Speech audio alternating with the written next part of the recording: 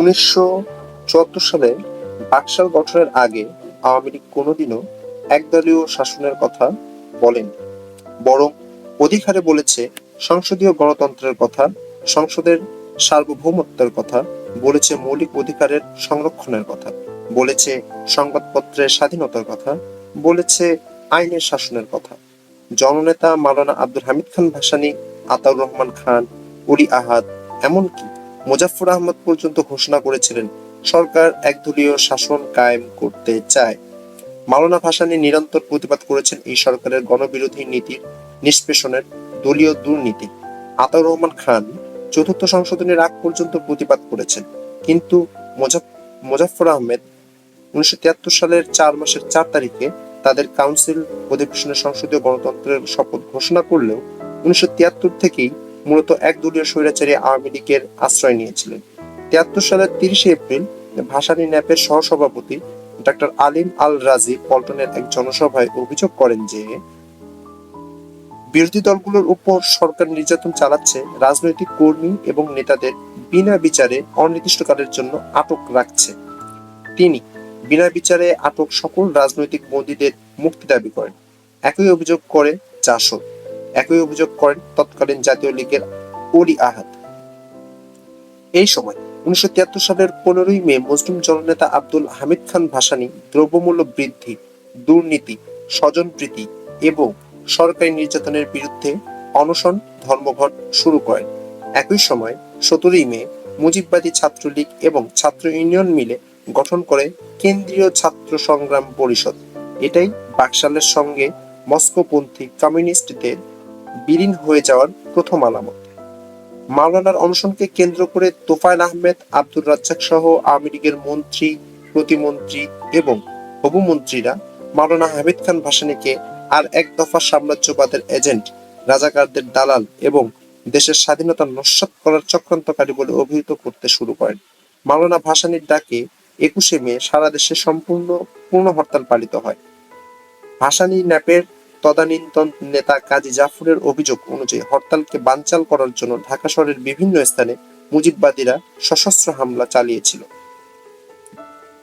মাওলানা যখন সাধারণ মানুষের অর্থনৈতিক আর রাজনৈতিক মুক্তির দাবি নিয়ে অনশন করে যাচ্ছেন, ঠিক সেই সময় 22 মে ঐক্যজোটের প্রথম সভা অনুষ্ঠিত হয়।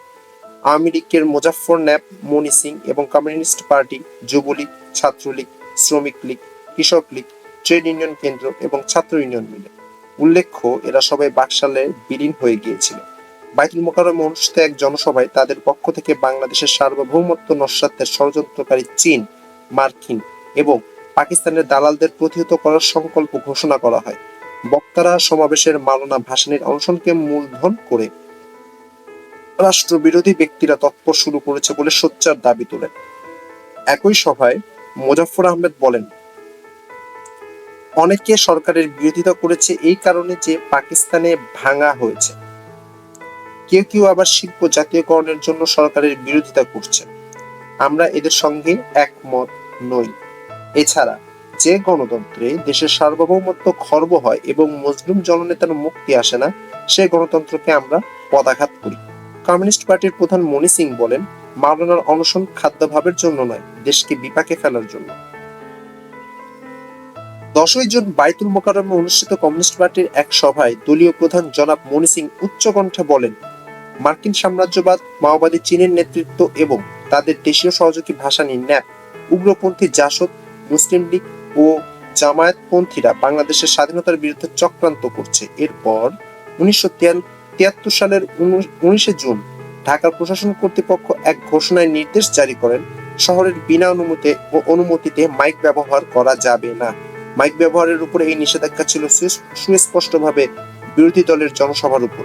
মোজাফফর ন্যাপ বা সিপিবি এর কোনো প্রতিবাদ করেননি, বরং 24 জুন মোজাফফর ন্যাপের সভায় অধ্যাপক মোজাফফর আহমেদ বলেন, তার দল বাস্তব অবস্থাতে নিজেদের দায়িত্ব এড়িয়ে সস্তা জনপ্রিয়তা অর্জনের রাজনীতিতে বিশ্বাস করে না। এই জনসভাতেও তিনি মুসলিম জননেতা মাওলানা ভাসানীকে সাম্রাজ্যবাদের চর বলে অভিহিত করেন। ইতিমধ্যে মজুতদারি, চোরাচালানি, দুর্নীতি ছেয়ে যায় দেশ। রক্ষী বাহিনী হামলা ও হত্যা বাড়তে থাকে। 1973 সালের 27 জুন পরিকল্পনা কমিশনের হিসাব অনুসারে দেখা গেল যে 72 সালের তুলনায় দ্রব্যমূল্য 400 গুণ বেড়েছে। এই সময় 29শে জুন চট্টগ্রামে ঘটে যায় এক চমকপ্রদ ঘটনা। চট্টগ্রামের ইস্টার্ন রিফাইনারি বাসের উপর রক্ষী বাহিনীর গুলিবর্ষণে নিহত হয় একজন কর্মচারী, গুরুতর আহত হয় দুজন শ্রমিক। ইস্টার্ন রিফাইনারির একটি বাস কর্মচারীদের রিফাইনারিতে নিয়ে যাবার পথে রক্ষী বাহিনীর একটি ট্রাককে ওভারটেক করে।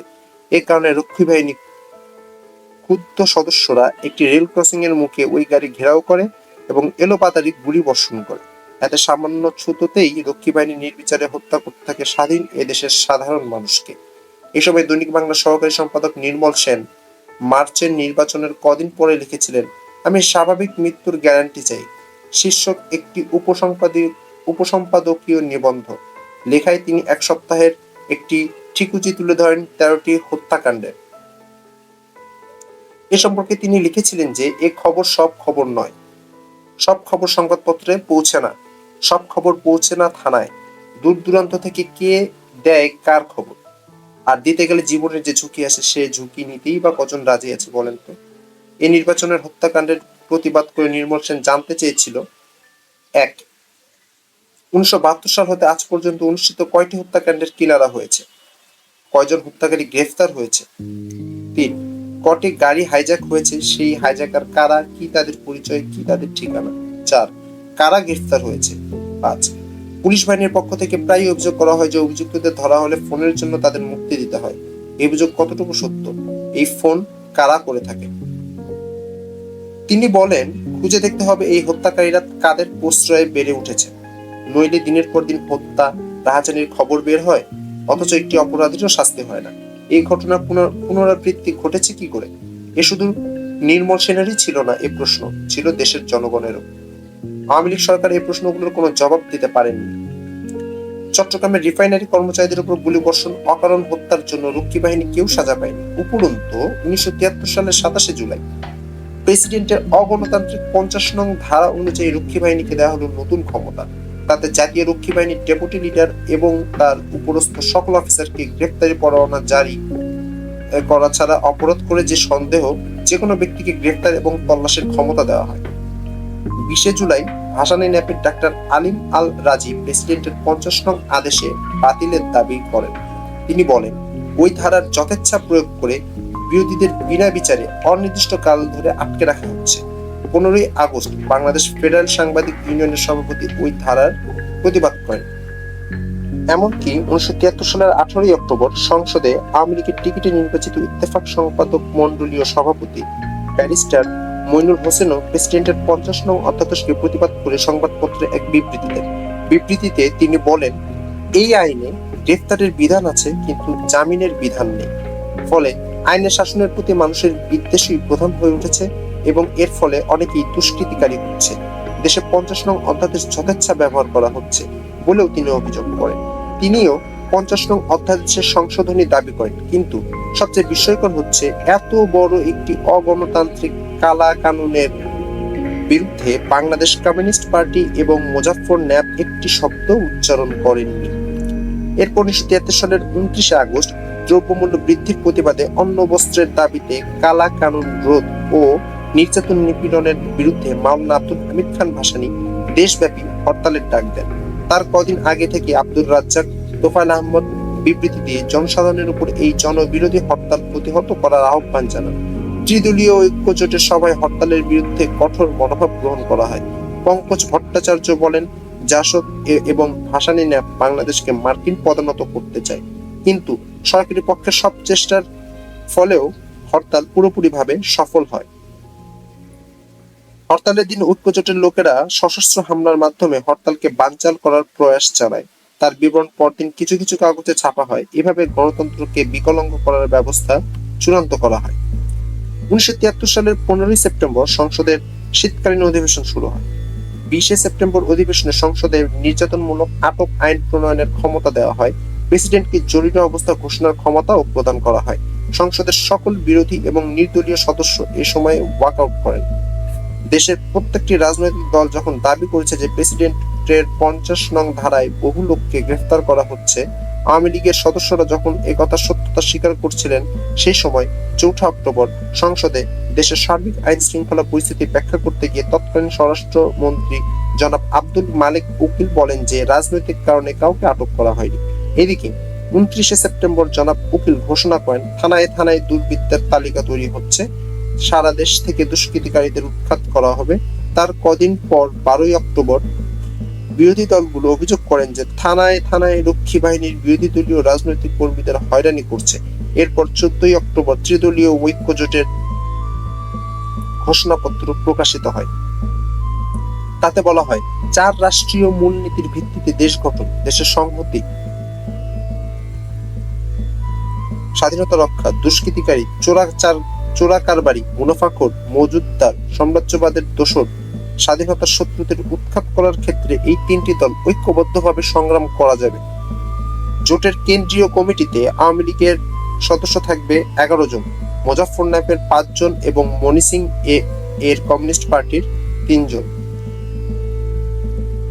15 অক্টোবর ন্যাপের মুজাফফর আহমেদ ঢাকায় ভারতীয় হাইকমিশনার মিস্টার সুবিমল দত্তের সঙ্গে দেখা করে ভারত বাংলাদেশ সম্পর্ককে জোরদার করার বিষয়ে আলোচনা করেন। 21 অক্টোবর ঐক্য জোটের কেন্দ্রীয় কমিটি গঠিত হয়। তাতে আওয়ামী লীগের জনাব জিল্লুর রহমানকে আহ্বায়ক হন। মুজাফফর আহমদ এবং মনি সিং থাকেন ওই কমিটিতে। ইতিমধ্যে 18 অক্টোবর জাতীয় লীগের জনাব আতাউর রহমান অভিযোগ করেন, দুষ্কৃতিকারী আখ্যা দিয়ে বিরোধী দলীয় কর্মীদের উপর পুলিশ এবং রক্ষী বাহিনী নির্যাতন চলছে, সরকার অস্ত্র দিচ্ছে, এটা উদ্বেগজনক। এ পদক্ষেপ দেশকে ধ্বংসের মুখে ঠেলে দিতে বাধ্য করবে। জাতীয় সমাজতান্ত্রিক দল 21 অক্টোবর অভিযোগ করেন যে রক্ষী বাহিনী তাদের রাজবাড়ী জেলা শাখার সম্পাদককে গ্রেফতার করে পিটিয়ে অজ্ঞান করে রেখেছে। 24 অক্টোবর তারা অভিযোগ করেন যে বাগমারার জাসদ নেতাকে রক্ষী বাহিনী খুন করেছে। একই অভিযোগ করে আওয়ামী লীগের নেতৃত্বে গঠিত ঐক্য জোটের মুজাফফর ন্যাপ 16 অক্টোবর পাবনার ছাত্র ইউনিয়ন নেতাকে রক্ষী বাহিনীর গ্রেফতারে তীব্র নিন্দা করে জেলা ন্যাপ কমিটি একটি বিবৃতি দেন। 2 নভেম্বর মুজাফফর ন্যাপের সম্পাদক পঙ্কজ ভট্টাচার্যের অভিযোগ করেন যে তার কর্মীদের উপর রক্ষী বাহিনীর হামলা, হত্যা, নির্যাতন চলছে। তিনি বলেন, 1 নভেম্বর সুনামগঞ্জ মহকুমার ন্যাপ প্রধান বঙ্কু দাসকে রক্ষী বাহিনী নির্মমভাবে হত্যা করেছে।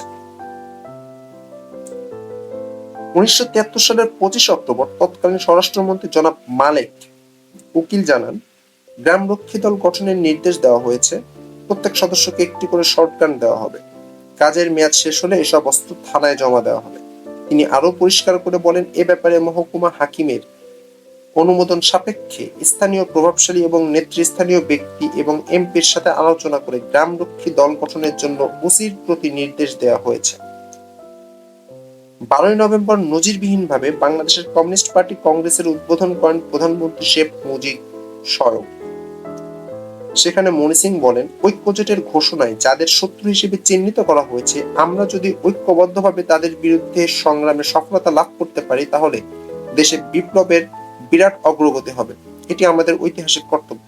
7 ডিসেম্বর ত্রিদলীয় ঐক্যজোট ঘোষণা করে সমাজতন্ত্রের পথ বাধামুক্ত করা হবে, সরকারের নীতিসমূহ বাস্তবায়নে প্রতিটি দেশপ্রেমিকের কর্তব্য। 12 ডিসেম্বরের মধ্যে সরকার, রেল, পাটকল, বিদ্যুৎ, বিআরটিসি, স্বাস্থ্য অধিদপ্তর, নৌ পরিবহন সংস্থা প্রভৃতি স্থানে শ্রমিকদের ধর্মঘট নিষিদ্ধ করে দেয়। এ সময় পাট গুদামে প্রায় আগুন লাগা প্রতিদিনের খবরের রূপ নেয়। কোটি কোটি টাকার পাট পুড়িয়ে দেওয়া হয়। আওয়ামী লীগের এমপি শ্রমিক লীগের সভাপতি আব্দুল মান্নান বলেন, রাষ্ট্রায়ত্ত খাতকে ব্যর্থ করে দেবার জন্য মালিকরা পাট পোড়াচ্ছে। এই অবস্থায় 24 ডিসেম্বর 73 সালের প্রেসিডেন্ট আবু সাইদ চৌধুরীকে বিদায় নিতে হয়। তিনি প্রচলিত নিয়মকানুন ভেঙে স্পিকারের কাছে তার পদত্যাগপত্র জমা না দিয়ে প্রধানমন্ত্রীর কাছে তার পদত্যাগপত্র পেশ করেন। পদত্যাগপত্রে প্রেসিডেন্ট প্রধানমন্ত্রীকে লেখেন, আপনার সঙ্গে আলোচনার পর এবং জরুরি জাতীয় স্বার্থে আমি গণপ্রজাতন্ত্রী বাংলাদেশের রাষ্ট্রপতি পদ থেকে পদত্যাগ করছি। তারপর স্পিকার মাহমুদুল্লাহ প্রেসিডেন্টের দায়িত্বভার গ্রহণ করেন। 1973 শেষ দিকে স্বরাষ্ট্রমন্ত্রী ঢাকার কমলাপুরে এক জনসভায় বলেন, দেশের আইন শৃঙ্খলা রক্ষার্থে প্রয়োজন বোধে আওয়ামী স্বেচ্ছাসেবক বাহিনীর হাতে অস্ত্র দেওয়া হবে। কত অস্ত্র এইসব বাহিনীর হাতে দেওয়া হয়েছিল সেটা আজ অব্দি দেশবাসী 30,000-এরও বেশি দেশপ্রেমিকের প্রাণের বিনিময়েও জানতে পারেনি। ওই সময় 1974 সালের 15 জানুয়ারি জাতীয় সংসদের অধিবেশন বসে। সংসদের স্পিকার হন জনাব আব্দুল মালেক উকিল। এই অধিবেশনেই মোহাম্মদুল্লাহকে রাষ্ট্রপতি হিসেবে নির্বাচিত করে।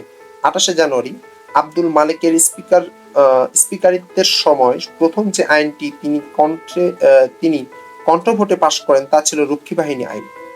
বিলটি ছিল চরমভাবে গণবিরোধী এবং এতে রক্ষী বাহিনীর অফিসারদের বিনা ওয়ারেন্টে গ্রেফতার, তল্লাশি ও আটক করার ক্ষমতা দান করা হয়। বিরোধী দলের সদস্যরা এর প্রতিবাদে ওয়াকআউট করেন। বিলটি উত্থাপন করেন তৎকালীন তথ্য প্রতিমন্ত্রী জনাব তাহের উদ্দিন ঠাকুর। 1973 সালের প্রারম্ভ থেকেই গ্রামে গ্রামে চলে রক্ষী বাহিনীর বর্বর, নিষ্ঠুর এবং পৈশাচিক অভিযান। মুজিব আমলের স্বৈরাচার এবং বিরোধী নির্যাতনের একটি দলিল আত্মগোপনকারী কমিউনিস্ট নেতা শান্তি সেনের স্ত্রী শ্রীমতী অরুণা সেনের বিবৃতি।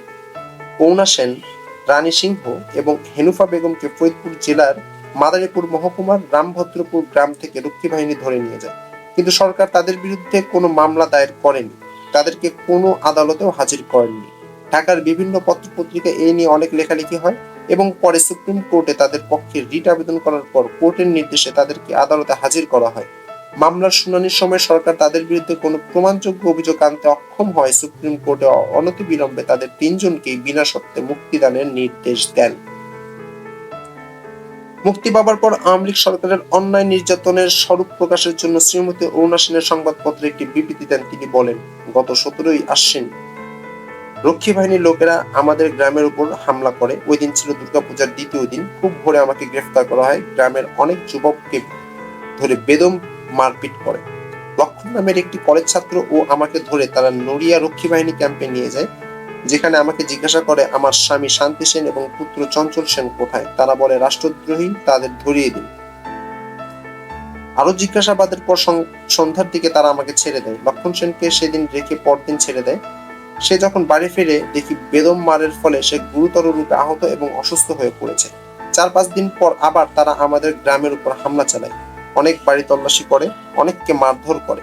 কৃষ্ণ ও ফজলুল নামের 2 জন যুবককে তারা মারতে মারতে নিয়ে যায়। আজও তারা বাড়ি ফিরে আসেনি। তাদের আত্মীয়রা ক্যাম্পে গিয়ে তাদের খোঁজ করলে বলে দেওয়া হয় তারা সেখানে নেই। গত 3রা ফেব্রুয়ারি 1974 সালের রাতে রক্ষী বাহিনী এসে সম্পূর্ণ গ্রামটিকে ঘিরে ফেলে। ভোরে আমাদের ধরে নদীর ধারে নিয়ে গেল। সেখানে দেখলাম গ্রামের উপস্থিত প্রায় অধিকাংশ সক্ষমদেহী পুরুষ, এমনকি বালকদের পর্যন্ত এনে হাজির করা হয়েছে। আওয়ামী লীগের থানা সম্পাদক হোসেন খা সবকিছু তদারকি করছে। আমার সামনে রক্ষী বাহিনী উপস্থিত সকলকে বেদম মারপিট শুরু করে। শুনলাম এদের ধরতে গিয়ে বাড়ির মেয়ে ছেলেদেরও তারা মারধর করে এবং অনেক ক্ষেত্রে অশালীন আচরণ করেছে। এরপর আমাকে রক্ষী বাহিনীর কমান্ডার হুকুম করলো পানিতে নেমে দাঁড়াতে।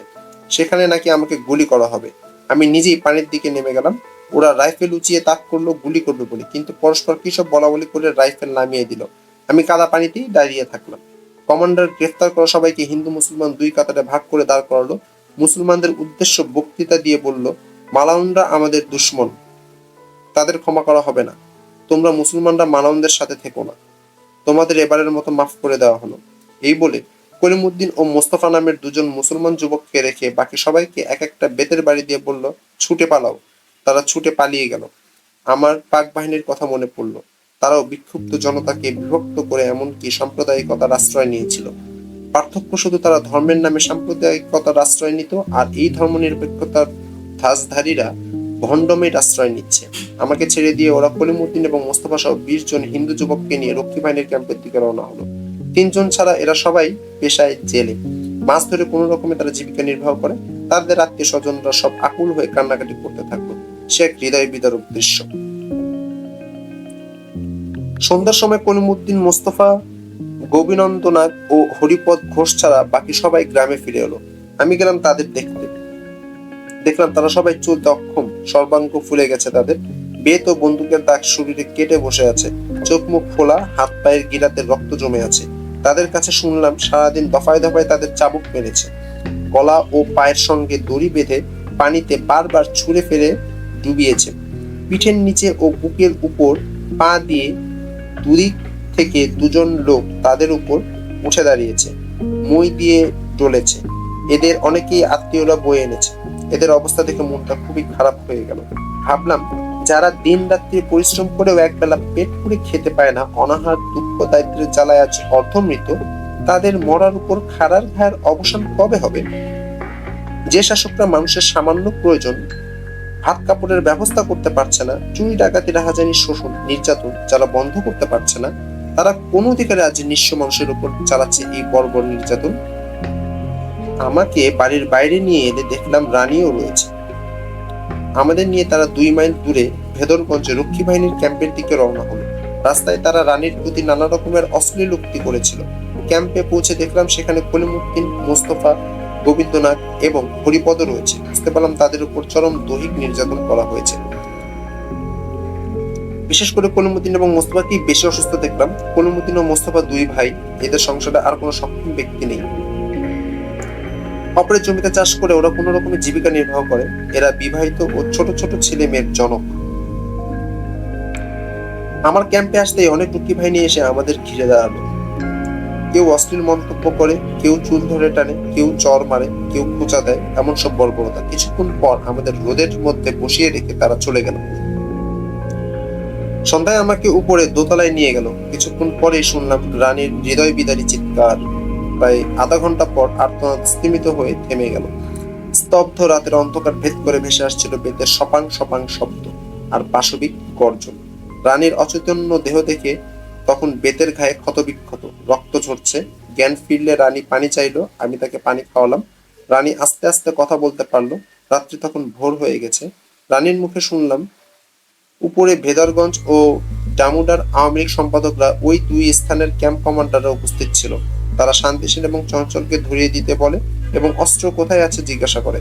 রানী কিছুই জানে না বলায় তাকে এমন সব অশ্লীল কথা বলে যা কোনো সভ্য মানুষের পক্ষে বলা তো দূরের কথা, কল্পনা করাও সম্ভব নয়। কিছুক্ষণ জিজ্ঞাসাবাদ ও গালি বর্ষণের পর ভেদরগঞ্জ ক্যাম্প কমান্ডার বেত নিয়ে তার উপর ঝাঁপিয়ে পড়ে। এলোপাতাড়ি এমন ভাবে পেটাতে থাকে যেন 3খানা বেত ভেঙে যায়। আবার জিজ্ঞেস করে চঞ্চল ও শান্তি কোথায়। রানীর একই উত্তর। ক্ষিপ্ত হয়ে রানীকে তারা সিলিং এর সাথে ঝুলিয়ে দেয় এবং 2 কমান্ডার এবার একই সাথে চাবুক দিয়ে পেটাতে শুরু করে। মারার সময় অসহ্য যন্ত্রণায় রানী বলছিল, আমাকে এভাবে না মেরে গুলি করে মেরে ফেলুন। জবাবে একজন বলে, সরকারের একটা গুলির দাম আছে, তোকে 7 দিন ধরে পিটিয়ে মেরে ফেলবো। এখন পর্যন্ত মারার দেহ ছোট দেখেছোটা কি? অল্পক্ষণ পরে রানী অচেতন হয়ে পড়ে, কিন্তু তাদের চাবুক চালানো বন্ধ হয়নি। যখন জ্ঞান ফেরে রানী দেখে সে মেঝেতে পড়ে আছে। পানি চাইলে তারা তাকে পানি দেয় নাই। 8ই ফেব্রুয়ারি প্রথম আমাকে ও পরে রানীকে দোতলায় নেওয়া হয়। সেখানে উপস্থিত ছিলেন ডামুডার আওয়ামী লীগের সেক্রেটারি ফজলু মিয়া ও ভেদরগঞ্জের সেক্রেটারি হোসেন খান। তারা চেয়ারে বসে আছেন। আমাকে বলল, তোমার স্বামী ও ছেলেকে ধরিয়ে দাও। অস্ত্র কোথায় আছে বলে দাও। তারা ডাকাত, অস্ত্র দিয়ে ডাকাতি করে। আমি বললাম, তারা ডাকাত নয়, তারা সৎ দেশপ্রেমিক। আমার স্বামী রাজনীতি করে না, এ কথা কে না জানে। দেশের সাধারণ লোকের অতি প্রিয় এবং শ্রদ্ধেয় তিনি। রানীকে তারা একই প্রশ্ন করেন। রানী কিছুই জানে না বলায় তারা ক্ষিপ্ত হয়ে ওঠে। ডামুডার ক্যাম্পের কমান্ডার করম আলী এবং ভেদরগঞ্জ ক্যাম্প কমান্ডার ফজলুর রহমান আমাদের অশ্লীল গালাগাল দিতে শুরু করে এবং আমাকে ও রানীকে একই সঙ্গে জড়িয়ে দিয়ে রানীর বস্ত্র খুলে নেয়। তারপর আমাদের দুজনকে দুদিক থেকে চাবুক মারতে থাকে। জ্ঞান হারিয়ে ফেলি। জ্ঞান হলে দেখি দুজনেই মেঝেতে পড়ে আছি। রানীর সর্বাঙ্গ দিয়ে রক্ত ঝরছে। আমার গায়ে কাপড় থাকায় অপেক্ষাকৃত কম আহত হয়েছি। তবুও এই রুগ্ন বৃদ্ধ দেহে এই আঘাতেই মর্মান্তিক। সর্বাঙ্গ ব্যথায় জর্জরিত, তৃষ্ণায় বুক শুকিয়ে যাচ্ছে। নড়বার ক্ষমতা নেই। ওরা আমাদের দিকে তাকিয়ে নারকীয় হাসি হাসছে। এদের হুকুমে 2জন সিপাহী আমাকে টেনে তুললো। আমি অতি কষ্টে দাঁড়াতে পারলাম, রানী পারলো না। 2জন রক্ষী তার 2 বগলের নিচে হাত দিয়ে তাকে টেনে তুললো ও তার গায়ের কাপড় জড়িয়ে দিল। তারপর টানতে টানতে নিচে নামিয়ে নিয়ে এলো। কমান্ডার পেছন থেকে নির্দেশ দেয়, ওকে ভালো করে হাঁটা, নয়তো মরে যাবে। সকালে কমান্ডার কয়েকজন রক্ষী সহ রানীকে নিয়ে গ্রামের দিকে রওনা হলো। বলল, বাঁচবি তো না, চল তোর মাকে দেখিয়ে আনি। রানীর সর্বাঙ্গ ফুলে কালো হয়ে গিয়েছে, পা ফেলবার ক্ষমতা নেই। সে অবস্থায় তাকে হেঁচড়াতে হেঁচড়াতে 2 মাইল পথ টেনে নিয়ে যাওয়া হলো। রানীর মা রানীকে দেখিয়ে অজ্ঞান হয়ে যান। কমান্ডার রানীকে তার মার মাথায় পানি দিতে বলে। রানীর মার জ্ঞান এলে রানীর চেহারা এমন কেন জিজ্ঞেস করে। কমান্ডার বলে, পুকুর ঘাটে পড়ে গিয়ে আঘাত পেয়েছে। রানীকে ছেড়ে দেবার অনুরোধ জানালে কমান্ডার বলে, খাসি খাওয়ালে ফিরিয়ে দিয়ে যাব। এরপর আবার 2 মাইল রাস্তা হেঁচড়াতে হেঁচড়াতে তাকে ক্যাম্পে ফিরিয়ে আনা হলো। ওই দিন ছিল 9 ফেব্রুয়ারি 1974 সাল। হনুফাকেও তারা ধরে নিয়ে এলো ওই দিন। করিম নামের আরেকটি কৃষক যুবককেও ওরা ধরে এনেছে দেখলাম রামভদ্রপুর থেকে। তাকে এত মারা হয়েছে যে তার অবস্থা অত্যন্ত সঙ্গীন। নড়িয়া থানার পণ্ডিতসার থেকেও একজন স্কুল শিক্ষক ও দুজন যুবককে এনেছে দেখলাম। বিপ্লব নামের একটি ছেলে নাকি মারের চোটে পথেই মারা যায়। রক্ষী বাহিনীর সিপাহীরা বলাবলি করছিল। একজন জল্লাদ গর্জন করে বলছিল, দেখ এখনো হাতে রক্ত লেগে আছে। শুনেছি মতি নামের আরেকটি যুবককেও তারা পিটিয়ে মেরেছে। আর আমাদের ধরে আনার দুদিন আগে কৃষি ব্যাংকের পিয়ন আলতাফকে পিটাবার পর হাত পা বেঁধে দোতলার ছাদ থেকে মেরে ফেলে দেওয়া হয়েছে। 9 তারিখের অল্প পরে তারা হনুফা, রানী এবং আমাকে নিয়ে গেল পুকুরের ধারে। সেখানে আমাদের এক দফা বেত দিয়ে পিটিয়ে চুবানোর জন্য পানিতে নামালো। প্রথমে ওরা আমাদের সাঁতরাতে বাধ্য করলো। আমরা ক্লান্ত হয়ে কিনারায় উঠতে চেষ্টা করি। ওরা আমাদের বাঁশ দিয়ে ঠেলে দূরে সরিয়ে দেয়। পরিশ্রান্ত হয়ে যখন আমরা আর সাঁতরাতে পারছিলাম না, তখন পানি থেকে তুলে আবার বেত মারতে থাকে। শেষের দিকে আমরা যখন আর সাঁতরাতে পারছিলাম না, তখন আমাদের পানিতে ডুবিয়ে দেহের উপর 2 পা দিয়ে দাঁড়িয়ে থাকতো। এভাবে 3 দফা পেটানো এবং চুবানো হয়। কিছুক্ষণ আগেই করিম মারের চোটে মরে গিয়েছে। আমাদের সঙ্গে আরেকটি অল্প বয়সী যুবককে চুবিয়ে অচেতন করে ফেলেছিল, তাকে ঘাটলার উপর ফেলে রেখে। আমার আঁচল দিয়ে গা মোছানোর সময় হঠাৎ ছেলেটি চোখ খুলে তাকায়। আমি চোখের জল রাখতে পারলাম না। রক্ষীরা তাকে সরিয়ে নিয়ে যায়। পরে শুনেছি ছেলেটাকে নাকি মেরে ফেলেছে। সন্ধ্যার আগে আগে আমাদের পানি থেকে তুলে ভিজা কাপড়েই থাকতে বাধ্য করলো। দারুণ শীতে আমরা কাঁপছি। প্রচন্ড জ্বর এসে গেছে সকলের। এমনি করেই রাতভর ছালার চটের উপর পড়ে থাকলাম। পরদিন রাতে রানীকে আবার নিয়ে গেল দোতলায়। সেখানে আবার তাকে ঝুলিয়ে বেত মারলো। 11 তারিখে আবার রানীর উপর চললো একই অত্যাচার। রানী জ্ঞান হারালো। রক্ষী সিপাহীদের বলাবলি করতে শুনলাম রানী মরে গিয়েছে। রানীর কাছে শুনলাম তার যখন জ্ঞান হলো, তখন সে দেখে তার পাশে ডাক্তার বসা। রানী জিজ্ঞেস করলো, আপনি কে, আমি কোথায়? ডাক্তার জবাব দেয়, আমি ডাক্তার, তুমি কথা বলো না। কিছুক্ষণ পর ডাক্তার চলে গেলে রানীকে তারা ধরাধরি করে নিচে আমাদের কাছে নিয়ে এলো। একজন সিপাহী রানী ও হনুফাকে বলল, তোরা তো মরেই যাবি, তার আগে আমরা প্রতি রাতে 5 জন করে তোদের ভোগ করব। তারা অবশ্য ভোগ শব্দটি বলে নাই, বলেছিল অতি অশ্লীল কথা। একদিন রাতে দুজন রক্ষী সিপাহী ঘরে ঢুকলো আলো নিভিয়ে দিয়ে এবং রানী ও হনুফার মুখ চেপে ধরে। ধস্তাধস্তি করে তারা ছুটে গিয়ে চিৎকার করে। চিৎকার শুনে ক্যাম্পের অন্য রক্ষীরা ছুটে চলে আসে। কমান্ডাররাও আসে। ওরা তাকে সব বললে সে বলে, খবরদার এ কথা প্রকাশ করবি না, তাহলে মেরে ফেলবো। রক্ষী সিপাহীদের কারো কারো মাঝে মানবতা বোধের লক্ষণ পাচ্ছিলাম। তাদের একজন একজন সিপাহীকে জিজ্ঞেস করলাম, তুমি কি পর্যন্ত লেখাপড়া করেছো? প্রশ্ন শুনে সে চমকে উঠলো। বলল, বাংলাদেশে লেখাপড়া দিয়ে কি করব? আমরা জল্লাদ, জল্লাদের আবার লেখাপড়ার দরকার কি? এই বলে সে দে ছুট। মনে হয় যেন চাবুক খেয়ে একটি ছাগল ছুটে পালালো। রক্ষী সিপাহীদের কানাঘুষায় শুনছিলাম আমাকে আর হনুফাকে অন্যত্র কোথাও পাঠিয়ে দেবে আর রানী ও অন্যান্য পুরুষ বন্দীকে মেরে ফেলা হবে। 12ই ফেব্রুয়ারি আমাকে ও হনুফাকে নিয়ে রক্ষীরা রওনা দিল। আমরা রানীকে ফেলে যেতে আপত্তি জানালাম। রানীও আমাদের সাথে যেতে খুব কান্নাকাটি করছিল। কমান্ডাররা কাছে অনুনয় বিনয় করছিল। কমান্ডাররা তার সহকর্মীদের সাথে কি যেন আলাপ আলোচনা করে সেদিন আমাদের পাঠানোর স্থগিত করলো। পরে রাতে ওরা আবার রানীকে ঝুলিয়ে হান্টার দিয়ে পেটায়। 13 তারিখে তারা রানীকে মারে না, কিন্তু নির্যাতনের নতুন কৌশল নেয়। দম বন্ধ করে রাখে, জোর করে চেপে ধরে রাখে নাক, চোখ, মুখ। এমনকি এমনি করে তারা জ্ঞান হারালে ওরা তাকে ছেড়ে দেয়। 19শে ফেব্রুয়ারি গভীর রাতে ওরা আমাদের 3 জনকে নিয়েই রওনা দিল প্রায় 4 মাইল দূরে ডামুডা রক্ষী বাহিনী ক্যাম্পের দিকে। কলিমুদ্দিন, মোস্তফা, গোবিন্দ ও হরিপদ থেকে গেল। রক্ষীরা বলাবলি করছিল তাদের মেরে ফেলা হবে। আমরা কিছু দূর এলে ক্যাম্পের দিকে থেকে 4 বার গুলির আওয়াজ পেলাম। ভাবলাম ওদের বুঝি মেরে ফেললো। মনটা খুবই খারাপ হয়ে গেল। আমাদের শরীরের অবস্থা এমন ছিল যে হাঁটতে খুবই কষ্ট হচ্ছিল। তবুও আমরা বাধ্য হচ্ছিলাম হাঁটতে। বোধহয় আমাদের অন্যত্র পাঠিয়ে দেওয়া হচ্ছে, বোধহয় বেঁচে যাব, এই চিন্তায় আমাদের হাঁটতে শক্তি যোগাচ্ছিল। অনেক রাতে ডামুডা রক্ষী বাহিনী ক্যাম্পে পৌঁছালাম। সেখানে কিছুক্ষণ রেখে স্পিড বোট করে আমাদের নিয়ে যাওয়া হলো। সমস্তক্ষণ আমাদের কম্বল চাপা দিয়ে মুর্দার মতো ঢেকে রাখা হলো। বেদনা জর্জরিত ক্ষতবিক্ষত শরীর, তার উপর কম্বল চাপা থাকায় শ্বাসরুদ্ধ হবার উপক্রম, যেন জ্যান্ত কবর। সমস্ত দিন আমাদের ওভাবেই রাখলো, খেতে দিল না।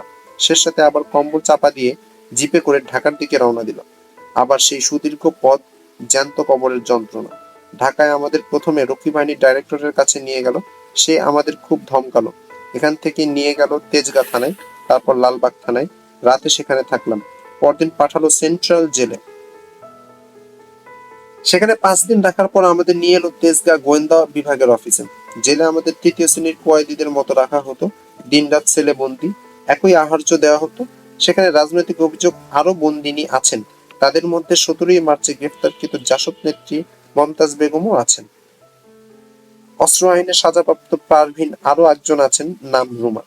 সবাইকেই তৃতীয় শ্রেণীর কয়েদি করে রাখা হয়েছে। সাধারণ কর্মীদের মতো খাটানো হচ্ছে। এর উপর জমাদারনিরা মেয়ে সিপাই জমাদার। তাদের নিজেদের জামা কাপড় সেলাই, কাঁথা সেলাই, কাপড় চোপড় ধোয়ানো সবকিছুই মেয়ে কয়েদিদের দিয়ে করিয়ে নেওয়া হচ্ছে। রাজনৈতিক বন্দীরাও রেহাই পাচ্ছেন না। এমনই হাজার হাজার করুণ কাহিনীর সৃষ্টি হয়েছে আওয়ামী লীগের শাসন আমলে বাংলাদেশে, যার সবগুলো গুমড়ে মরেছে নির্বিচারে, প্রকাশিত হতে পারে। রক্ষী বাহিনীর বর্বরতা আরেকটি চিত্র তুলে ধরা যাক। ঘটনা ঘটেছিল পাবনার বাজিতপুরের কোরাটিয়া গ্রামের কৃষক আব্দুল আলীর ছেলে রশিদকে খুন করার কাহিনী। আব্দুল আলীর সাক্ষাৎকারটা ছিল নিম্নরূপ: আমার সামনে ছেলেকে গুলি করে হত্যা করলো, আমার হাতে কুঠার দিয়ে বলল মাথা কেটে দে, ফুটবল খেলবো। আমি কি তা পারি? আমি যে বাপ। কিন্তু অকথ্য নির্যাতন কতক্ষণ আর সহ্য করা যায়? অত্যাচার সহ্য করতে না পেরে শেষ পর্যন্ত নিজের হাতে ছেলের মাথা কেটে দিয়েছি। রশিদ নাকি রাজনীতি করতো আমি জানতাম না। একদিন মাতু আর শাহজাহান এসে ধরে নিয়ে গেল। আওয়ামী লীগ অফিসে সারা রাত ওরা ওকে বেদম মারলো। সকালে বললো 1000 টাকা দিলে ছেড়ে দেবে। রশিদ স্বীকার করে বলল 1000 টাকা দেবার। আমার কাছে টাকা চাইলো, কিন্তু আমি দিন আনি দিন খাই, মজুর মানুষ। হঠাৎ 3 দিনের মধ্যে 1000 টাকা কোথা থেকে দেব? বললাম তুই বরং পালিয়ে সিলেট চলে যা। রশিদ সিলেটে চলে গেল, কিন্তু 10-12 দিন পর ফিরে এসে বলল, বাবা, মন মানে না তোমাদের ফেলে থাকতে।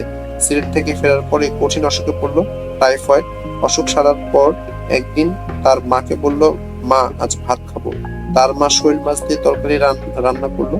এমন সময় আওয়ামী লীগের পান্ডারা রক্ষী বাহিনী সহ বাড়ি ঘেরাও করলো। অসুস্থ মানুষ কোনো রকমের বাড়ি থেকে বের হয়ে মাঠের দিকে দৌড় দিল। বাবা আমার জানতো না সেখানেও ঘাপটি মেরে বসে আছে আজরাইল। পাষণ্ডরা দৌড়ে এসে তাকে ধরলো। রিশাদ সিরাজের পা ধরে বলল, সিরাজ ভাই, বিমারি মানুষ, আমায় ছেড়ে দেন। ছাড়লো না। তারপর বাপ বেটা দুজনকেই বেঁধে মাস শুরু করলো।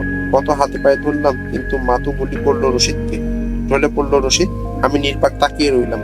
মারার পর একজন বলল, চল ওর কল্লাটা নিয়ে যাই, ফুটবল খেলবো। মাতু বলল, হ্যাঁ তাই নেব, তবে ওর কল্লা আমরা কাটবো না, তার বাবা কেটে দিবে। বলেই আমার হাতে কুঠার দিয়ে বলল কেটে দিতে। আমার মুখের রা নেই। বলে কি পাষণ্ডগুলো? চুপ করে আছে দেখে বেদম পেটাতে শুরু করলো। বুড়ো মানুষ কতক্ষণ আর সহ্য হয়? সিরাজ এসে বুকে বন্দুক ঠেকিয়ে বলে, এক্ষুনি কাট, নইলে তোকেও গুলি করবো। ইতিমধ্যে 1.5 ঘন্টার মতো সময় পার হয়ে গিয়েছে। বুঝতে পারলাম না কাটিলে ওরা সত্যি আমাকে মেরে ফেলবে কিনা। শেষে কুঠার দিয়ে কেটে দিলাম মাথা। নিয়ে সউল্লাসে চলে গেল তারা। আল্লাহ কি সহ্য করবো? 1975 সালের 5ই ফেব্রুয়ারি আব্দুল মালেক উকিলের স্পিকারিত্বে বিশেষ ক্ষমতা আইন পাশ হয়, যার অন্তর্ভুক্ত ছিল নির্যাতনমূলক আটক আইন আর প্রেস সেন্সরশিপের ব্যবস্থা, সংগঠন এবং গঠনের উপর বিধিনিষেধ আরোপ ও নিষিদ্ধ করার ক্ষমতা। বিরোধী সদস্যরা একে আরেকটি কালা কানুন বলে অভিহিত করে ওয়াকআউট করলেন। এর সম্পর্কে জবাব আতাউর রহমান খান বলেন, জনসাধারণের জন্য এই দিনটি একটি কালো দিন এবং বিলটি কৃতজ্ঞতার বিল। এটি সাংবাদিকদের দমনের একটি নিকৃষ্ট ব্যবস্থা। তিনি বলেন, জনসাধারণ আওয়ামী লীগ ও অন্যান্য সদস্যগণকে কালো আইন প্রণয়নের জন্য ভোট দেয়নি। যদি তাই হয়, দেশে আবার নির্বাচন দিন। তিনি বলেন, পাক আমলে এই আইনের নাশকতামূলক কাজের অভিযোগে শেখ মুজিব, তাজউদ্দিন গ্রেফতার হয়েছিলেন, কিন্তু এতে কোনো ফল হয়নি। আওয়ামী লীগ মুজিব সরকার একের পর এক কালা কানুন জারি করে যাচ্ছে, কিন্তু এতে কোনো ফল হবে না। ইতিমধ্যে দ্রব্যমূল্য ধাপে ধাপে বাড়তে থাকে প্রতিদিন। বাজার থেকে নতুন নতুন পণ্য উধাও হতে থাকে। এ সময় আনা 4 সেরের লবণের দাম বেড়ে হয় 60 টাকা। 5 টাকা সেরের শুকনো মরিচ 6 টাকা হয় 8 টাকা। শীঘ্রই দেশে অধিক মূল্য আর লবণ পাওয়া যাবে না, এ মর্মে সাক্ষাৎকার দেয় ঢাকা বণিক সমিতির সভাপতি খন্দকার আব্দুল সাত্তারকে পুলিশ 27 জুলাই গ্রেফতার করে। লবণের এই কেলেঙ্কারির খবর ছাপার জন্য দৈনিক পূর্বদেশ পাকশাল গঠনের পর সরকার বন্ধ করে দেয়। পত্রিকায় দুজন সাংবাদিক চাকুরি হারান। সভ্যদিনে আওয়ামী লীগের এই কেলেঙ্কারির কোনো নজির নেই। 17 মার্চ 74 সালে পল্টনে জাসদ এক জনসভার ডাক দেয়। জনসভার পর জাসদ সরকারি নির্যাতনের প্রতিবাদে স্বরাষ্ট্রমন্ত্রী জনাব মনসুর আলীর বাসভবন ঘেরাও করতে যায়। সেখানে পুলিশের গুলিতে সরকারি হিসেবে নিহত হয় 6 জন, আহত হয় শতাধিক। জাসদ দাবি করে ওই গুলিবর্ষণের ফলে তাদের 50 জন কর্মী নিহত হয়েছেন, যেখান থেকে আ.স.ম. আব্দুর রব সহ জাসদের প্রায় সব নেতাই আহত অবস্থায় গ্রেফতার হন। জাসদের এই মিছিলের উপর রক্ষী বাহিনীর বর্বরতার সচিত্র প্রতিবেদনে প্রকাশ করে দৈনিক ইত্তেফাক। সেদিনই সরকার জাসদের মুখপাত্র, দৈনিক গণকণ্ঠ পত্রিকার সম্পাদক, দেশের বিশিষ্ট কবি আল মাহমুদ সহ বেশ কয়েকজন সাংবাদিককে নিরাপত্তার আইনে গ্রেফতার করে। ফলে পরদিন গণকণ্ঠ প্রকাশিত হতে পারেনি। মুজাফফর ন্যাপ জাসদের এই মিছিলকে হঠকারী এবং উস্কানিমূলক বলে অভিহিত করে এবং নিন্দা করে। সিপিবি বলে জাসদ অরাজকতা সৃষ্টির চেষ্টায় মেতেছে। মনি সিং জনগণের কাছে এই প্রচেষ্টা প্রতিহত করার আহ্বান জানান। ইতিমধ্যে আওয়ামী লীগ এবং যুবলীগের অভ্যন্তরীণ কোন্দলের ফলে 1974 সালের 4 এপ্রিল বিশ্ববিদ্যালয়ের মহসিন হলে 7 জন ছাত্র নিহত হয়। এভাবেই প্রকাশ্য দিবালোকে বিশ্ববিদ্যালয় ছাত্র হত্যার ঘটনার সূত্রপাত ঘটিয়েছিল অন্য কেউ নয়, আওয়ামী লীগেরই ছাত্র সংগঠন। রক্তের সেই হোলি খেলার তীব্রতা ক্রমান্বয়ে বৃদ্ধি পেয়েছে সময়ের সাথে। এই সময় 31 মার্চ 1974 জাতীয় প্রেস ক্লাবে আয়োজিত এক সভায় মৌলিক অধিকার সংরক্ষণ ও আইন সাহায্য কমিটি নামে একটি সংস্থা গঠিত হয়। সভায় সভাপতিত্ব করেন ডক্টর আহমদ শরীফ। কমিটির সভাপতি নির্বাচিত হন কবি সিকান্দার আবু জাফর। এছাড়া মির্জা গোলাম হাফিজকে আইন পর্যালোচনা সাব কমিটির, ডক্টর আহমদ শরীফকে প্রকাশনা সাব কমিটির, বিনোদ দাস গুপ্তকে তথ্য অনুসন্ধান সাব কমিটির চেয়ারম্যান, এনায়েতুল্লাহ খানকে কোষাধ্যক্ষ, মওদুদ আহমেদকে সাধারণ সম্পাদক এবং সৈয়দ জাফরকে সহসভাপতি নির্বাচিত করে 33 সদস্যের একটি কমিটি গঠিত হয়। কমিটির ওই সভায় জনগণের মৌলিক অধিকার তৎকালীন পরিস্থিতি সম্পর্কে একটি বিশেষ প্রস্তাবও গৃহীত হয়। মৌলিক অধিকার সংরক্ষণ এবং আইন সাহায্য কমিটির লক্ষ্য ও উদ্দেশ্য ছিল: 1. গণপ্রজাতন্ত্রী বাংলাদেশ সংবিধান গণতন্ত্র রাষ্ট্রের একটি নিয়ামক নীতি হিসেবে সংযোজিত হয়েছে। 31, 32 এবং 33 নং ধারায় সুস্পষ্টভাবে বলা হয়েছে যে শাসনতন্ত্র মোতাবেক জীবন এবং ব্যক্তি স্বাধীনতার অধিকার সুনিশ্চিত করা হবে এবং প্রত্যেক নাগরিকই নিজেকে গ্রেফতার এবং আটকের হাত থেকে রক্ষা পাবার জন্য আইনের সাহায্য প্রার্থনা করার অধিকার ভোগ করবেন। 2. কিন্তু এরূপ সুস্পষ্ট নিশ্চয়তা সত্ত্বেও উপরোক্ত শাসনতান্ত্রিক ওয়াদা এবং নাগরিক অধিকার খেলাপ করা হচ্ছে বলে পত্রপত্রিকায় নিয়মিত খবর পাওয়া যায়। এসব খবরের জানা যায় যে কোনো আদালতে হাজির না করেই অসংখ্য লোককে গ্রেফতার করে আটক রেখে নির্যাতন করা হচ্ছে এবং যেসব সংস্থার নাগরিকদের অধিকার রক্ষার কাজে নিয়োজিত থাকার কথা তাদের হাতেই অনেক লোক শারীরিকভাবে গুম হয়ে যাচ্ছে। 3. কাজেই যেসব দায়িত্বশীল নাগরিক আইনের শাসনের বিশ্বাসী তাদের মতামত সংগঠিত করা দরকার এবং এই কাজের মাধ্যমে গণতন্ত্র এবং শান্তিকামী ব্যাপক জনগণের মৌলিক অধিকার হরণের প্রকৃত ঘটনা সম্পর্কে অভিহিত করে জনমত সংগঠন করা প্রয়োজন, যাতে শাসনতন্ত্রের প্রদত্ত আইনের শাসনের নিশ্চয়তাকে নগ্নভাবে উপেক্ষা করে ব্যক্তি নিপীড়নের কাজ চলছে তা প্রতিরোধ করা যায়। 4. এর সঙ্গে সঙ্গে আরো একটি দায়িত্ব পালন করতে হবে। অনেক ক্ষেত্রে আটক ব্যক্তিগণকে বিনা বিচারেই ধরে রাখা এবং অনেককেই আত্মপক্ষ সমর্থনের কোনো সুযোগ না দিয়ে সাজা দেওয়া হচ্ছে। সুতরাং এই ধরনের আটক ব্যক্তিদেরকে আইনের সাহায্য দেওয়া প্রয়োজন। 5. আইনের এই সাহায্য দেওয়ার জন্য উপযুক্ত সংগঠন এবং ব্যবস্থা গড়ে তুলতে হবে। 6. তহবিল ছাড়া সংগঠনের প্রয়োজনীয় কাজ যথাযথভাবে চালানো সম্ভব নয়, কাজেই সুষ্ঠুভাবে এই কাজ পরিচালনা করার জন্য একটি তহবিল সৃষ্টি করাও প্রয়োজন। 7. এই কমিটির কাজ শুধু ঢাকায় সীমাবদ্ধ থাকতে পারবে না। কমিটিকে একটি কার্যকর সংগঠন পরিণত করার জন্য এবং সারা দেশের জনগণ যাতে আইনের সাহায্য পেতে পারে তার জন্য জেলা পর্যায়ে এমনকি তার নিম্ন পর্যায়ে এই কমিটি গড়ে তুলতে হবে, যাতে করে নিম্ন আদালতেও জনগণের আইনের সাহায্য লাভ করতে পারে। এই সংগঠন পৃথিবীর অন্যান্য দেশের নাগরিক অধিকার রক্ষামূলক সমিতিগুলোর সঙ্গেও ভ্রাতৃত্বমূলক সম্পর্ক বজায় রাখবে। ওই সভায় সর্বসম্মতিক্রমে গৃহীত প্রস্তাবলী ছিল নিম্নরূপ: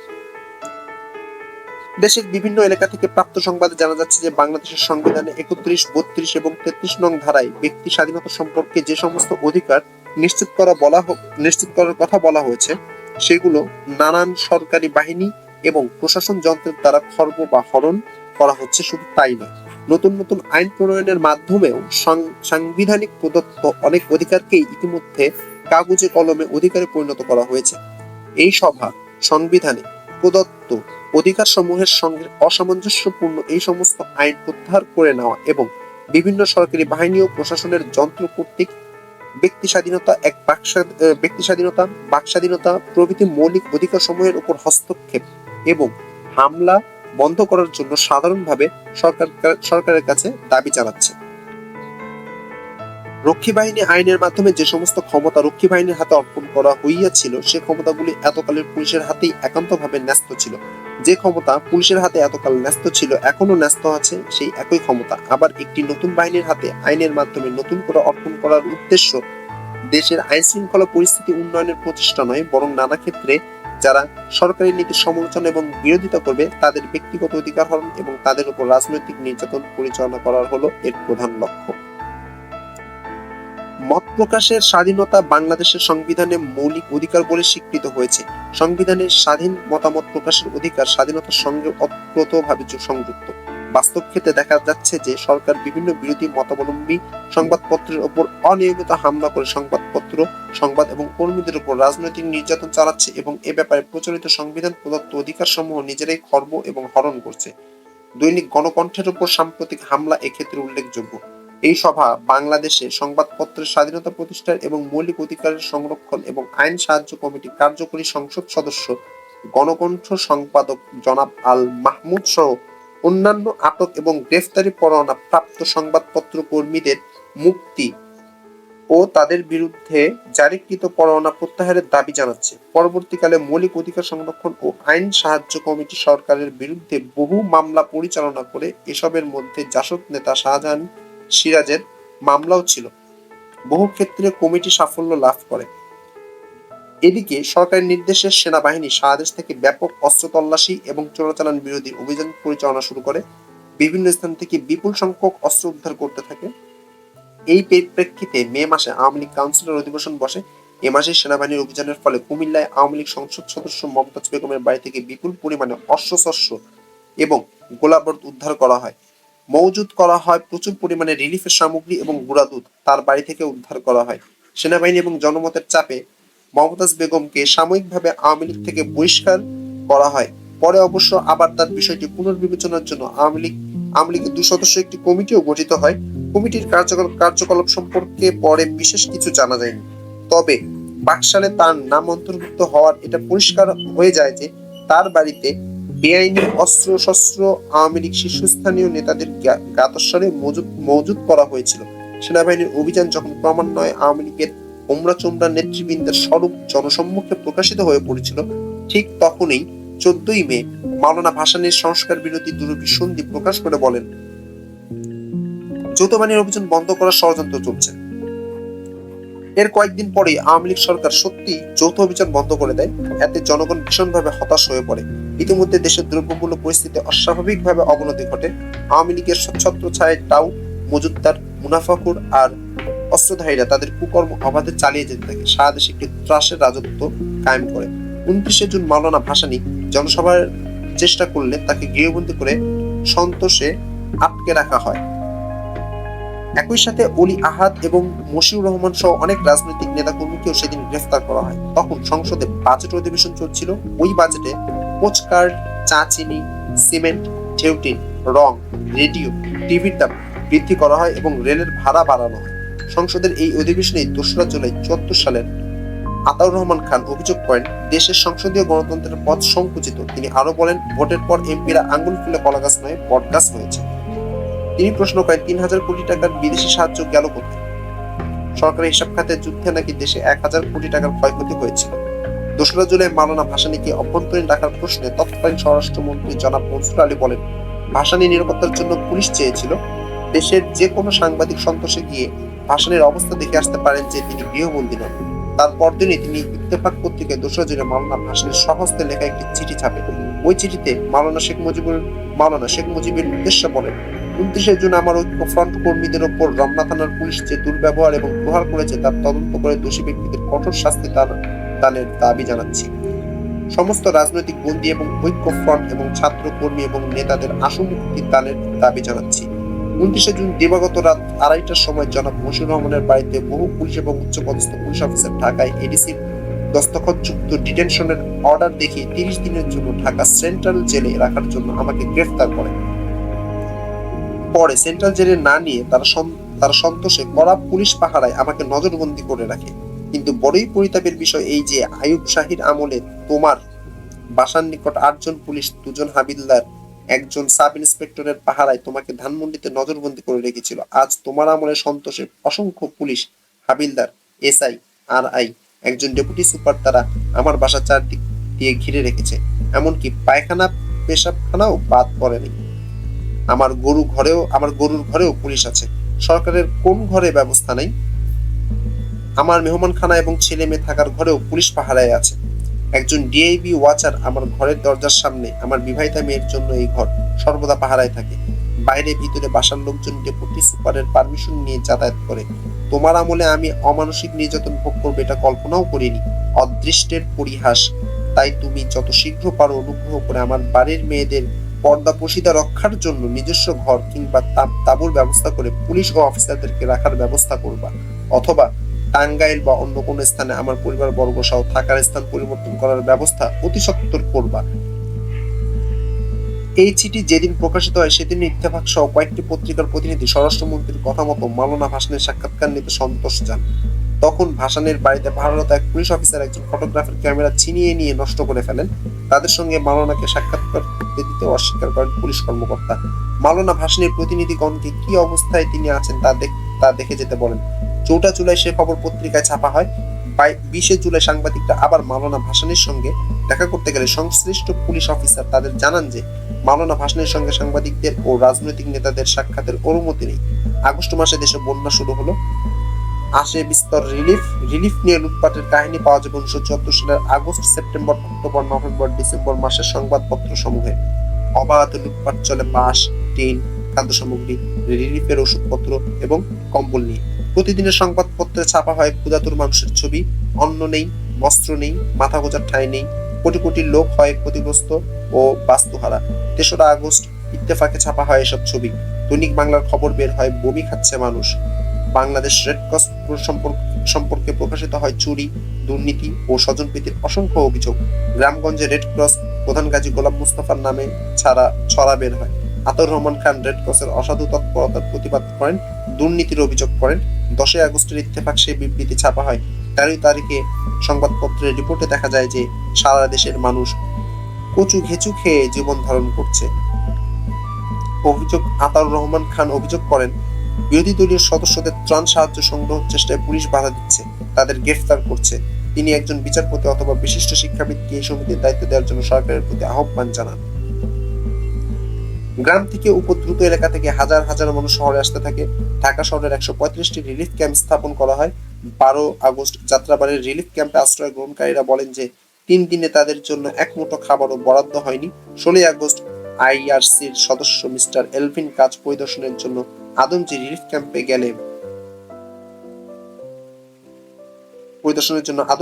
ক্যাম্পে গেলে লোকেরা কমিটির চেয়ারম্যানের বিরুদ্ধে চুরি ও স্বজনপ্রীতির অভিযোগ করেন।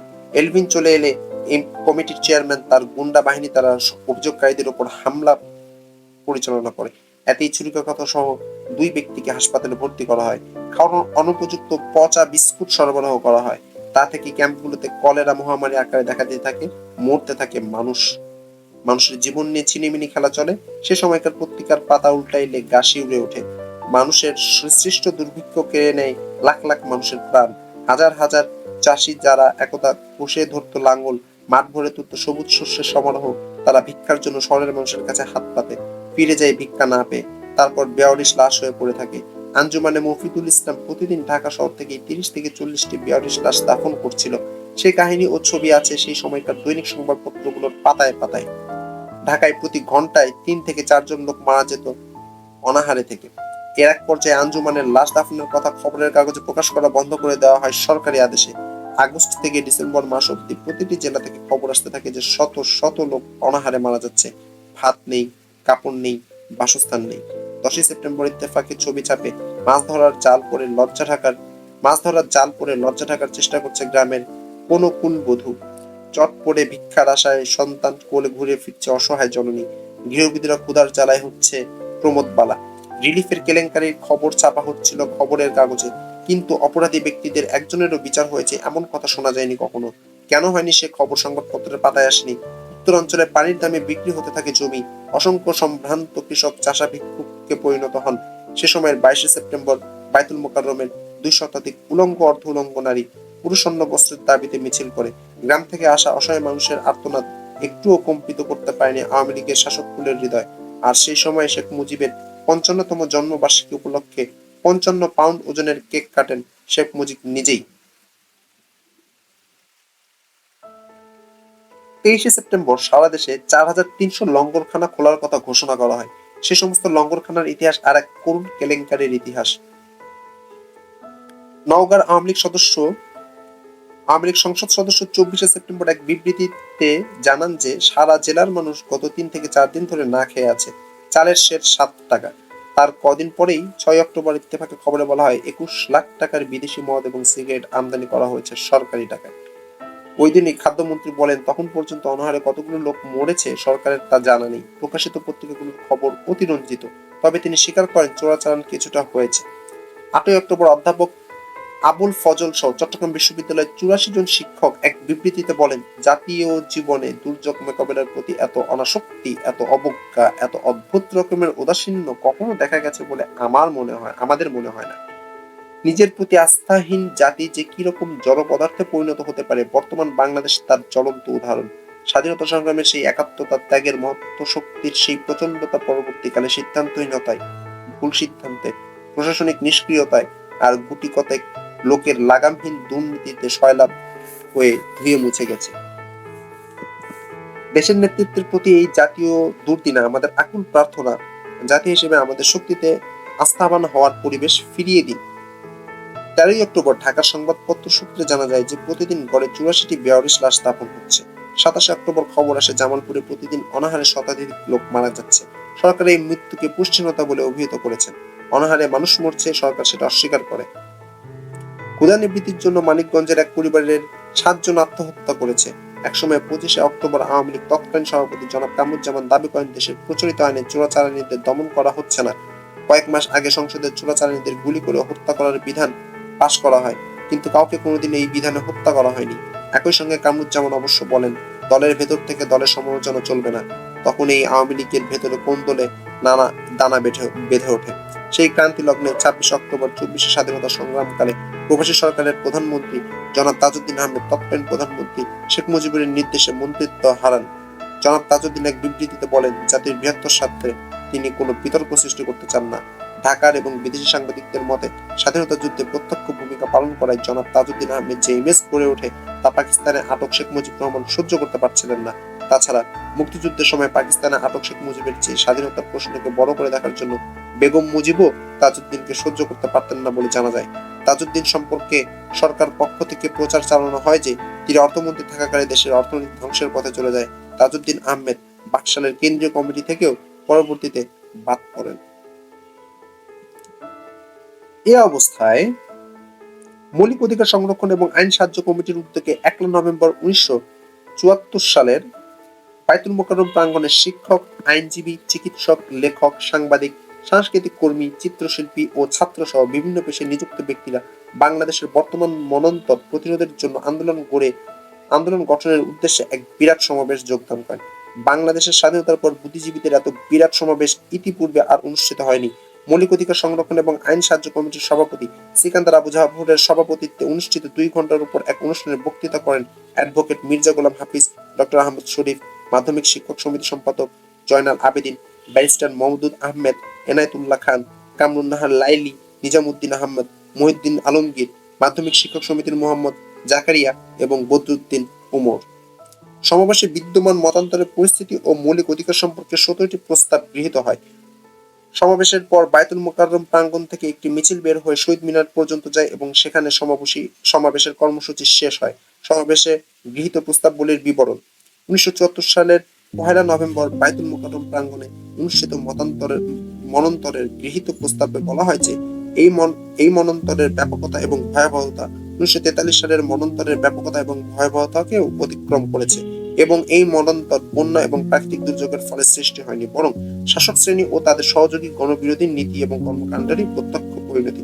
সমাবেশের প্রস্তাবে এই মনন্তরকে প্রায় দুর্ভিক্ষবস্থা বলে বর্ণনা না করে একে মনন্তর বলে ঘোষণা জোর দাবি জানানো হয়। প্রস্তাবে বৈদেশিক সাহায্যের একটি শ্বেতপত্র এবং চোরাচালানের বিরুদ্ধে ব্যবস্থা গ্রহণের দাবি জানানো হয়। সমাবেশের প্রস্তাবে সর্বদলীয় রিলিফ কমিটি গঠনের সরকারের বিরোধিতা নিন্দা করে অবিলম্বে একটি সর্বদলীয় রিলিফ কমিটির গঠন করার দাবি জানানো হয় এবং এ ব্যাপারে বিরোধী দলসমূহের প্রতি উদ্যোগী ভূমিকা গ্রহণের আহ্বান জানানো হয়। এছাড়াও রেশনিং এলাকার সম্প্রসারণে ও স্টেট রিলিফ চালু করার দাবি জানানো হয়। সমাবেশের প্রস্তাবে লঙ্গরখানার সংখ্যা বৃদ্ধি এবং সেখানে নির্যাতন বন্ধ করার দাবি জানানো হয়। মতান্তরে প্রতিরোধ আন্দোলন সমাবেশ রেড ক্রসের চেয়ারম্যান হিসেবে সুপ্রিম কোর্টের একজন বিচারপতিকে নিয়োগ করার দাবি জানানো হয়। রাজনৈতিক নির্যাতন বন্ধ এবং মিথ্যা মামলার আটক ও বিনা বিচারে আটক রাজনৈতিক বন্দী সহ সকল রাজবন্দীর মুক্তির দাবি জানানো হয়। 1947 সালে পাকিস্তান স্বাধীন হওয়ার পর থেকে এই দেশের মানুষের সবচেয়ে বেশি যে প্রতিশ্রুতি দেওয়া হয়েছে তা হলো সংবাদপত্রের স্বাধীনতা। 1947 সাল থেকে 71 সাল পর্যন্ত যতগুলো সরকার এসেছে তাদের প্রত্যেকের প্রতিশ্রুতি ছিল মানুষ মৌলিক অধিকার, গণতান্ত্রিক অধিকার, বাক স্বাধীনতা তথা সংবাদপত্রের স্বাধীনতা তারা নিশ্চিত করবে। কিন্তু প্রায় সব সরকার সংবাদপত্রের স্বাধীনতা হরণের জন্য জারি করেছে নতুন নতুন কলা কৌশল। 1971 সালের স্বাধীনতা যুদ্ধ ছিল কুশাসন, কালাকানুন, নিপীড়ন, নির্যাতনের বিরুদ্ধে গোটা দেশবাসীর প্রতিবাদ। স্বাধীনতা লাভের পর স্বাধীন বাংলাদেশের ক্ষমতা দখল করে আওয়ামী লীগ। স্বাভাবিকভাবেই এদেশের মানুষ আশা করেছিল এবার সত্যিকারের অর্থে মুক্তি আসবে সর্বপরিসরে, কিন্তু ক্ষমতাসীন হয়েই আওয়ামী লীগ সরকার যার উপর হামলা চালায় সেও সংবাদপত্রই। আইয়ুব শাহীর কুখ্যাত প্রেস অ্যান্ড পাবলিকেশন অর্ডিন্যান্সের বদলে আওয়ামী লীগ জারি করলো printing press and publication ordinance, যা আইয়ুব শাহীর কালাকানুন অপেক্ষাও ছিল ভিন্ন এবং বর্বর। তাছাড়া বিরোধী সংবাদপত্র অফিসে পুলিশ হামলা ছিল মুজিব আমলের নিয়মিত ঘটনা। আওয়ামী লীগের জনাব মনসুর আলী 1972 সালের 30 জানুয়ারি পাবনায় ঘোষণা করেছিলেন সরকার সংবাদপত্রের পূর্ণ স্বাধীনতায় বিশ্বাসী। 1974 সালে বিশেষ ক্ষমতা আইন জারি করার পর তৎকালীন তথ্যমন্ত্রী শেখ আব্দুল আজিজ বলেছিলেন সরকার সংবাদপত্রের স্বাধীনতা নিশ্চিত করতে চায়। আবার 1975 সালের জুনে সকল সংবাদপত্র বন্ধ ঘোষণা করার পর বাকশালের তথ্যমন্ত্রী কোরবান আলী বলেছিলেন নতুন সমাজ প্রতিষ্ঠার লক্ষ্যেই সংবাদপত্র প্রকাশনা বাতিল করা হয়েছে, আর কোনো সংবাদপত্র প্রকাশের অনুমতি দেওয়া হবে না। এভাবেই যাত্রা শুরু এবং শেষ হয়। সংবাদপত্রের স্বাধীনতা সোনার হরিণ কোনোদিন ধরা দেয়নি, বাক স্বাধীনতাও সোনার হরিণ হয়েই থেকে গেছে জনগণের কাছে। তৎকালীন আওয়ামী লীগ মন্ত্রীরা প্রায় প্রত্যেকেই বলেছেন সংবাদপত্রের স্বাধীনতার কথা। 72 সালের 13 ফেব্রুয়ারি তদানীন্তন আইন ও সংসদ বিষয়ক মন্ত্রী ডক্টর কামাল হোসেন সাংবাদিকদের বলেছিলেন শুধু প্রশংসা নয়, সরকারের ভুল ত্রুটিও তুলে ধরুন। 5 মার্চ তৎকালীন ছাত্র নেতা নূরে আলম সিদ্দিকী বলেন সরকার সংবাদপত্রের উপর বিধিনিষেধ আরোপের চেষ্টা করলে ছাত্র সমাজের সংশ্লিষ্ট কর্তৃপক্ষের বিরুদ্ধে আন্দোলন শুরু করবে। আর 1975 সালের ফেব্রুয়ারি মাসে সংবাদপত্রের স্বাধীনতা হরণ করে যখন বিশেষ ক্ষমতা আইন পাশ করা হয়, সেই অধিবেশনের শুরুতে নূরে আলম সিদ্দিকী সহ সংবাদপত্রের স্বাধীনতাকামী মন্ত্রী, নেতা, উপনেতা, পার্টি নেতা এবং এমপিরা উপস্থিত ছিলেন, কিন্তু কেউই এর প্রতিবাদ করেন নাই। 1973 সালের 19 সেপ্টেম্বর যখন গণবিরোধী ও মৌলিক অধিকার বিরোধী printing press and publication ordinance পাশ করা হয়, তখন তার পক্ষেই ভোট দিয়েছিলেন তথাকথিত সংবাদপত্রের স্বাধীনতাকামীরা। তখন তাদের আর আন্দোলন করার কথা মনে থাকেনি। 1972 সালের 7 মার্চ আওয়ামী লীগের তৎকালীন সমাজসেবা সম্পাদক জনাব এ.কে.এম. ওবায়দুর রহমান বলেছিলেন সংবাদপত্রের সমালোচনা গণতন্ত্রের একটি অপরিহার্য অংশ এবং গঠনতন্ত্রের সুষ্ঠু বিকাশের জন্য এর ভূমিকা অপরিসীম। 15 এপ্রিল 1972 সালের তথ্যমন্ত্রী মিজানুর রহমান চৌধুরী বলেন সরকার সংবাদপত্রের স্বাধীনতা সমুন্নত রাখতে দৃঢ় প্রতিজ্ঞ। 4 মে সংসদের তৎকালীন স্পিকার মাহমুদুল্লাহ খান বলেন দেশে পূর্ণ গণতন্ত্র বিকাশের জন্য সংবাদপত্রের স্বাধীনতা অপরিহার্য। সরকারের পক্ষে যাক আর বিপক্ষেই যাক, সাংবাদিকদের প্রকৃত তথ্য তুলে ধরতেই হবে। কিন্তু 22 মে আসে একটি সংবাদ, গণপরিষদ সংসদ সদস্যের সাথে বসাচার কারণে সাতক্ষীরায় একজন সাংবাদিক গ্রেফতার। 29 মে আওয়ামী লীগ তৎকালীন সাংগঠনিক সম্পাদক আব্দুর রাজ্জাক এক বিবৃতিতে বলেন, আমরা অত্যন্ত দুঃখের সঙ্গে কিছুদিন যাবৎ লক্ষ্য করে আসছি যে গণশক্তি নামক একটি সাপ্তাহিক পত্রিকা এখনো পূর্ব বাংলা নাম ব্যবহার করছে।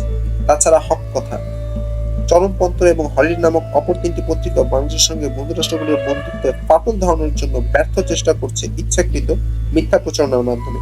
তারা বিদেশি সাম্রাজ্যবাদের এজেন্ট হিসেবে স্বাধীনতার বিরুদ্ধাচরণ করছে, এখন দেশকে ধ্বংস করার ষড়যন্ত্রে লিপ্ত। এই সমস্ত পত্রিকার সম্পাদক মন্ডলী কি এত সহজেই ভুলে গেছেন যে গত বছর এই সময়ে উক্ত বন্ধু রাষ্ট্রগুলো বাংলাদেশের স্বাধীনতার জন্য কি বিরাট ভূমিকা পালন করেছে? আজ বাংলাদেশ স্বাধীন হবার মাত্র 4 মাসের মধ্যে কি করে এই কতিপয় পত্রিকা এত অকৃতজ্ঞ হতে পারে? বঙ্গবন্ধু শেখ মুজিবুর রহমানের প্রতিষ্ঠিত সরকারের দেয়া গণতন্ত্রের জন্য কি তারা এই স্পর্ধা পাচ্ছে? আমি তাদের সাবধান করে দিতে চাই, গণতন্ত্রকে ব্যবহার করে এভাবে গণবিরোধী এবং বিদেশি চক্রান্ত সহ্য করা হবে না। কারণ এই জঘন্য ষড়যন্ত্র আমাদের প্রতি ও বন্ধু রাষ্ট্র সমূহের প্রতি চ্যালেঞ্জ স্বরূপ। আমরা সরকারের কাছে অবিলম্বে এই সমস্ত পত্রিকার বিরুদ্ধে শাস্তিমূলক ব্যবস্থা গ্রহণ করার দাবি জানাচ্ছি। সরকার যদি এর আশু ব্যবস্থা না করেন তবে জনগণই ওই পত্রিকাগুলোর বিরুদ্ধে শাস্তিমূলক ব্যবস্থা গ্রহণ করবেন। তার এই হুমকি পরে হয়রানিতে রূপান্তরিত হয়। সেই প্রেক্ষিতে বিষয়জন ঢাকা সাংবাদিক ইউনিয়নের নেতৃবৃন্দ এক বিবৃতিতে বলেন, জাতির কাছে বাস্তবধর্মী সত্য তুলে ধরতে সাংবাদিকদের কারো হস্তক্ষেপ বা হুমকির কাছে মাথা নোয়াবে না। তারা বিবৃতিতে আরো বলেন, এমন এক পরিস্থিতি সৃষ্টি হয়েছে যে বিভিন্ন মহল সংবাদ প্রকাশের জন্য হুমকির আশ্রয় নিচ্ছে। বিগত দিনে এ ধরনের হুমকির পরিপ্রেক্ষিতে সাংবাদিক ইউনিয়ন হুমকি প্রদানকারীদের সংবাদ ছাপাতে অস্বীকার করেছে। ভবিষ্যতে এ ধরনের প্রচেষ্টা যাতে না করা হয় তার জন্য ইউনিয়নের সকল মহলের প্রতি সহযোগিতার আহ্বান জানাচ্ছে।